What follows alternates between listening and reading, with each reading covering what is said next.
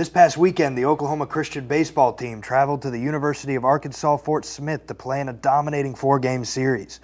In the first game Sunday, the Oklahoma Christian Eagles beat the Fort Smith Lions 2-1, but the Lions came back with a vengeance as Fort Smith beat Oklahoma Christian 8-7 in Sunday's second game. On Monday, Oklahoma Christian dominated Fort Smith with an early afternoon 14-4 win and an 8-3 win later that day. The baseball team's next series will be against St. Mary's University and will kick off at home on Friday, February 24th at 3:00 p.m. Unfortunately, both the Oklahoma Christian men's and women's basketball teams were not as dominant.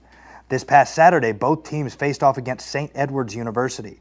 The Oklahoma Christian men's basketball team lost with a 15-point deficit, resulting in a final score of 94-79. The Lady Eagles had a much closer game with St. Edward's as they fell short 4 points, which resulted in an 80-76 point game.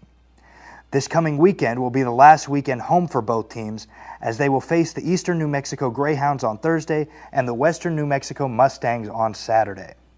Thursday's doubleheader against the Greyhounds will start with the Lady Eagles at 5:30 and the men's game will start at 7:30.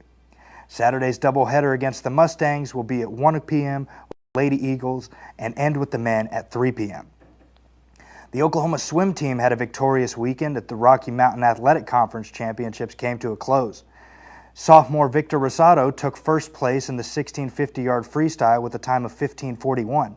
Senior Cheyenne Dennison claimed third in the women's 200-yard backstroke with a time of 2:01, and sophomore J.T. Amrine broke meet, pool, and school records with a time of 1:56 in the 200 breaststroke.